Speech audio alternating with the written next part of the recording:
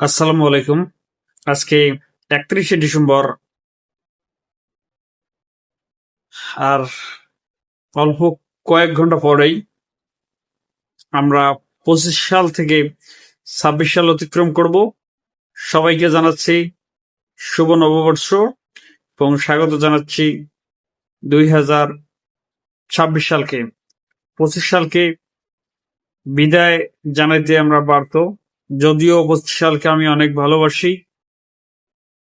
আরেকটি বছর কেটে গেল। আমরা হয়তো যতদিন যাচ্ছে এই পৃথিবীর মায়া মহব্বত ততই বাড়লেও আমরা এই পৃথিবীতে থাকতে পারবো না, কেউই পারবো না।